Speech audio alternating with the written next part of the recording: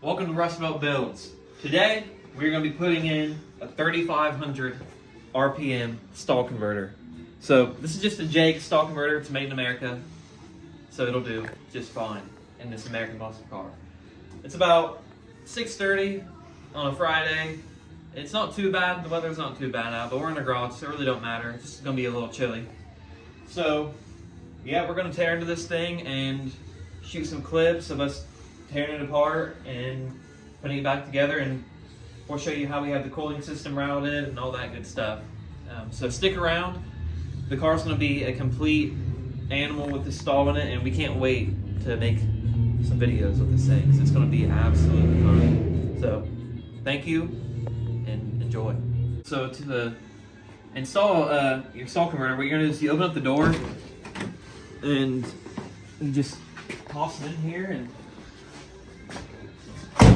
installed, good to go. Well, a lot of people ask, they really don't know how to shut a door properly on a 74 Camaro. I myself am a victim of this. They're just hard to shut. So you don't want to really just shove it. You kind of want to follow it and then kind of give it a boost, and then now you can see it's shut. But if you don't shut it correctly, it does like one of these numbers. Oh. Okay, so that never happens, dude, the first time. But you guys understand. So this video is going to go viral, so like it, share it, shove it up your ass. Alright, so first thing you're going to want to do is open up your $75,000 Matco toolbox, grab your 9/16 wrench, and come over here, and we're going to start hitting the bell housing bolts, because I think our plan of attack here is going to be take the drive shaft out, separate the trans from the motor, take the transmission off the cross member, and slowly just drop it to the ground. Slide it out into the open so we can breathe some fresh air. Take the stall out, put the new stall in, shove it all back in there, and go beat the heck out of it. So before you do anything that has wires running to it, you should always disconnect the terminals to the battery, because when you're working around metal and electricity, you may get shocked, and it's not a fun time. All right, so we put 2 jack stands on the rear axles, and then we're going to jack the front up, put a stand under the K-member. We only have 3 jack stands and a jack, but we're gonna have to use the jack for the trans, but we think we might be able to pull it off. I don't see why it would slip. We can also muscle the trans too. It's only about 120 pounds. Yeah. I don't know. We'll see. I mean, we'll probably put the jack on the K-member and a jack stand. Shout out to Barson for the jack stands. Yeah, correct. Rust Belt boy. Wouldn't be able to do this without the stands.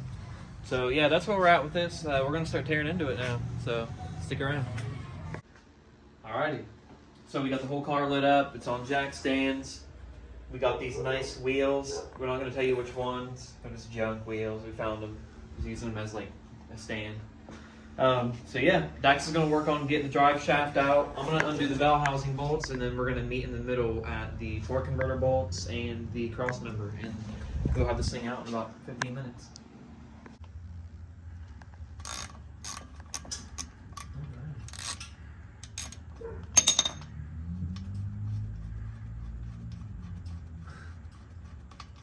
All that's holding back all of your horsepower in any car ever.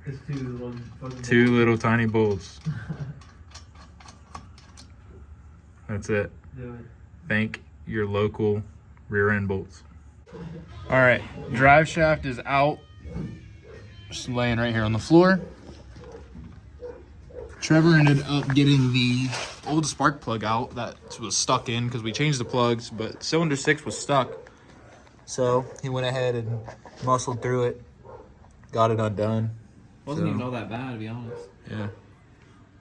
So next up is putting the new plug in, gapping it, and then taking out the bell housing bolts. Sorry, I just had a brain aneurysm. Yo, wait. All right, guys, we're here under the transmission. We're about to drain the fluid, but with closer inspection, this fluid is looking mighty crispy. Honestly, looking like I just poured it in yesterday, like it hasn't had 3,000 miles of abuse on it.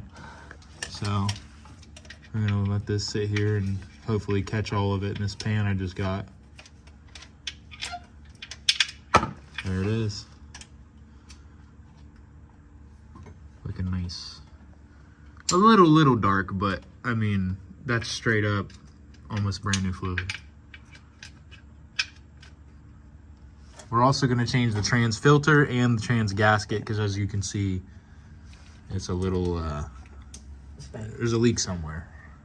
Okay, everybody, so we're at a little bit of a stopping point. Dinner just showed up, but we have the transmission is drained.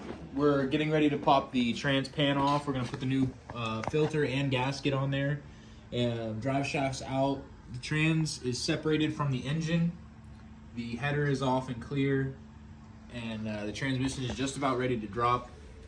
Put this spicy boy in there. The bell housing bolts, or the torque converter bolts in the old torque converter are disconnected. So basically the transmission is just waiting to be divorced and dropped. So then we can hook up the new one and send them on their first date together. So stick around, we're getting this done pretty fast. All right, boys and girls, cats and dogs. Not very good news here. It's not bad news, but it definitely is not great news. Like, it's not like, hey, your baby survived news, but it's like, he's all right, you know. But a little bit of metal shavings in the filter. Looks like some 320 sandpaper. The pan over here is not in bad shape. We did scrape some metal off the, off these fins and stuff like that, but the fluid came out to be looking pretty good. So what we're gonna do, we're going to throw the new filter in there, and then we're going to drop the old fluid back in. We filtered it a little bit into these oil containers, but trash. So yeah, we're going to throw the filter back in, seal the pan up, new gaskets, and then go from there.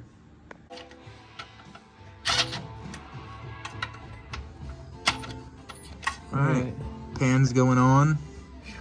Not bad. We're going to go through and torque these all to about 12 foot-pounds.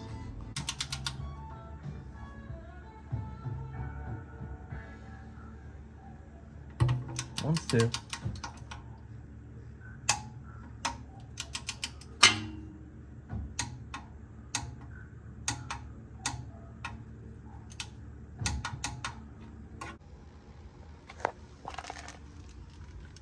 Well, with a little bit of wrestling, we got it out. Yeah, no, putting it back in is going to be the fun part. It got scary there for a minute, but we weren't prepared for it to get stuck on this cross member here. But it is out. There's the old stall, 2500 boy. Where's the new stall? The new stall is going to be Meat is back maker. there, hiding away. Got the pool noodle. There's the new boy right there. So yeah, so that was a bit of a challenge there, but I think we learned a couple things. So going back in is gonna be a lot more smooth. Yeah, no doubt. But it's out, and we're gonna do the flex plate because he has a new flex plate as well. Throw that in there with the new bolts and some Loctite. Torque them down to 65. We'll throw the new stall in with some fluid, and then we're gonna muscle this thing back up in here, and hopefully the front tires come up off the ground here soon. So. All right, old flex plate off. This one's a little bent somewhere, can't find it. New flex plate's going on. While Trevor's putting the flex plate on, I'm over here filling the stall full of fluid. So I'm gonna fill this thing full of fluid. Let this sit for a little, soak in. And then we're gonna come up with a game plan of how we're gonna put the jacks on the trans to get the trans slithered back up on in there. And then from there, it's just torquing the flex plate down, 65 pounds in sequence. And we're gonna throw the stall in, let it click 3 times, and then sneak the trans back up in there and hook everything back up. All right, guys, so a lot of you might be wondering, what does a bigger stall do? Why are we upgrading the stall? Yada, yada.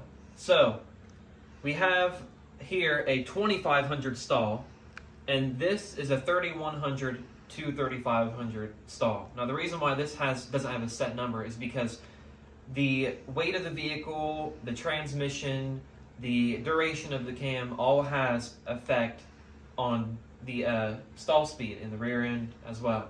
So they rate this stall at 31 to 3500 to compensate for whatever differential you might have whatever trans you're running, certain pressures and clutches, and then the duration of the cam. So this is just like a sweet spot stall that most, I'd say 3,000 stall, 3,200 stall on the street is what normal people like us would run. But you can run 2,500 and it won't hurt anything, but you're just going to do nothing but increase your 60 foot with a bigger stall. So what happens is there's stators inside the stall, and there's lockup stalls and non-lockup stalls. I don't know the complete technicals of it. You can go and Google it and it will give you a good breakdown. However, most of these are non-lockup. So with that being said, the different stators and the different pressures that they use is what gives you that stall speed. So instead of, so you can go out on any vehicle really. It could be a 4-cylinder, anything, and you can hold your brake and you can give it gas. And where it starts to stall up and try to push through the brakes, and you look on your RPM gauge, that's going to tell you the stall of your vehicle. So when he did the foot brake on this, it was stalling right about, what, 25, 26, which is normal because that's the recommended stall speed from the stall. Now we're hoping this one does about 3,200. You know, the higher the better, realistically, for what we're doing with the car. But with the weight of the vehicle and most people who use this stall, should probably get near the 3,500 that they list. So, yeah, it gets the engine in its RPM and its power band a lot faster. It pretty much flashes all the way to whatever the set RPM is, and that will give you'll be in your power band. You'll leave you'll leave the 60 foot harder. You'll leave on the street from a dead stop. So we're trying to get the best 60 foot out of the car so that we can double our ET, and we really want to get this thing into the 11. So that's the big goal here. So this 3,500 stall should definitely do it, and if not, we have something that make sure that it will. So stay tuned. We're gonna get this thing back together, and yeah, stick around for this video because we're probably gonna do a rip if the weather permits, and we'll get that on video and include it in here. So enjoy. All right, everybody. So we got so far today. We got the stall in pretty much. The trans is still sitting on the ground. So we're gonna call it a night now. It's about 11:40. So what we're gonna do is we're gonna come back in the morning and we're gonna try to wrestle this trans back up in there and hook everything back up. So keep watching. All right, good morning, y'all. We're here at Jags. Make a quick pit stop. We're gonna return some stuff that we don't need anymore. So we got some tubes in here for some slicks that we won't be able to use, and some hardware that we over purchased. So we're gonna stop into Jags, say hi to old boys in there, and then we're gonna go back and we're gonna finish the trans install. What's your favorite place in the world? Oh man, I'd probably have to say Hooters or Jags, but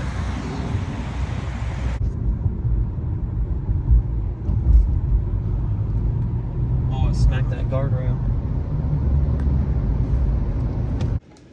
All right, everybody, we just got back from Jags. Let's check out our little haul here. Timing tapes for our balancer. We got bowl gaskets for the carbs so that we can rejet this carburetor and tune it properly. That's huge right there. We got a new set of wires. Went with some red ones to complement the new spark plugs. So the old wires that have been on there for a few thousand miles, and they've been definitely beat. So new wires there. A new breather because our other breather is not breathing anymore. It's oil soaked.